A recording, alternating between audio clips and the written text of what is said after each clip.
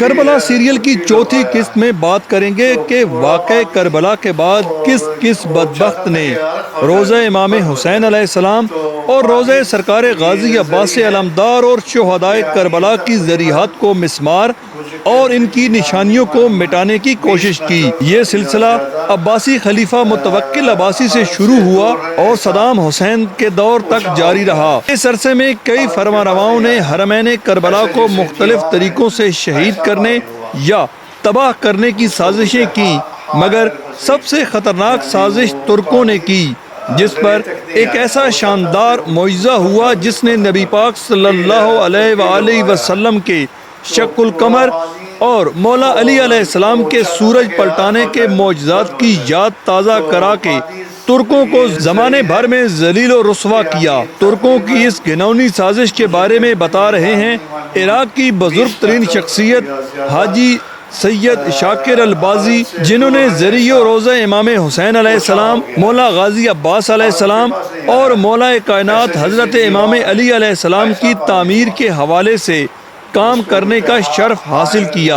انہوں نے حرمین کربلا کو مسمار کرنے کی گہری سازش کے بارے میں بتایا کہ کس طرح ترکوں نے پانی سے روزوں کو تباہ کرنا چاہا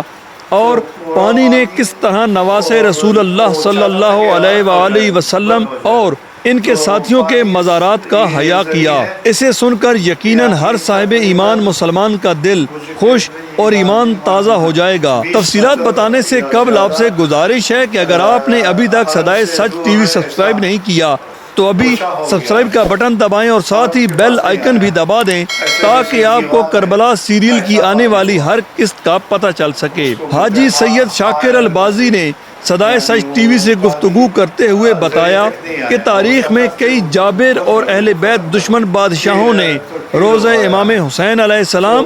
اور ان کے اصحاب کے روزوں کو نقصان پہنچانے اور مسمار کرنے کے کئی حربے اختیار کیے، مگر ہر ایک کو منہ کی کھانی پڑی۔ مگر اس حوالے سے سب سے گھناؤنی سازش ترکوں نے کی، جس کا مقصد ایک طرف تو روزے کو تباہ کرنا تھا تو دوسری طرف الزام سے بھی بری و ذمہ ہو جانا۔ مگر پانی نے امام حسین علیہ السلام کا حیا کر کے تاریخ امر کر دی۔ انہوں نے بتایا کہ ترکوں نے نہر القمہ سمیت پانی کے جتنے ذرائع ہو سکتے تھے وہ سب اکٹھے کیے اور ان کا رخ حرمین کربلا کی طرف کر کے اس پانی کے آگے بند باندھ دیا۔ جب پانی کافی مقدار میں جمع ہو گیا تو انہوں نے اچانک سے حرمین کی طرف سے بند کو توڑا تو پانی انتہائی تیزی سے حرم کی طرف بڑھا، لیکن جب حرم کی حدود کے نزدیک پہنچا تو وہاں کچھ فاصلے پر رک کر دیوار بننا شروع ہو گیا اور اونچا ہوتے ہوتے ایک پہاڑ کی شکل اختیار کر گیا، لیکن روزہ امام حسین علیہ السلام کی طرف نہ گیا بلکہ ایک پہاڑ کی شکل میں کچھ فاصلے پر کھڑا ہو گیا۔ یہ دیکھ کر ترکوں کو شدید شرمندگی ہوئی اور حرم کربلا اور روزہ امام حسین علیہ السلام کو مسمار کرنے کی یہ سازش نہ صرف ناکام ہوئی بلکہ روزہ امام حسین علیہ السلام کا معجزہ پورے عرب میں مشہور ہو گیا۔ ترکوں کی خواہش تھی کہ اس طرح پانی کا رخ موڑ کر روزہ امام حسین علیہ السلام کو تباہ کر دیں گے اور ان پر اس کا الزام بھی نہیں آئے گا، لیکن اللہ تعالیٰ کی قدرت نے اپنی قدرت دکھائی اور ترکوں کو منہ کی کھانی پڑی اور پانی نے دشمنان نواسے رسول اللہ صلی اللہ علیہ وآلہ وسلم کو پوری دنیا کے سامنے پانی پانی کر دیا۔ ترک شاید یہ بھول گئے تھے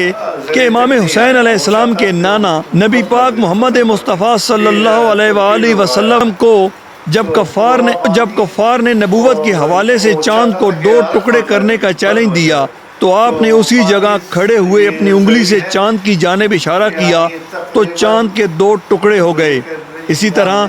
آپ کے والد مولا علی علیہ السلام کی ایک سفر سے واپسی پر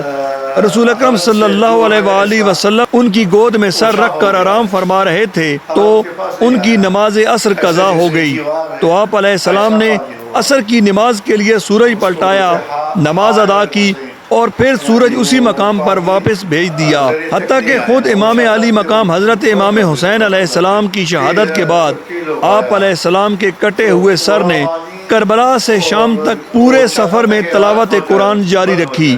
اور سبت رسول کا یہ معجزہ پوری دنیا نے دیکھا، لیکن جن کے دلوں پر مہریں لگی ہوئی تھیں اللہ تعالیٰ نے ان کے سمجھنے کی صلاحیت ہی سلب کر لی تھی۔ روضہ امام حسین علیہ السلام کی تخریب کے بعد اگلی قسط میں حرم کربلا کی تعمیر کے حوالے سے بات کریں گے۔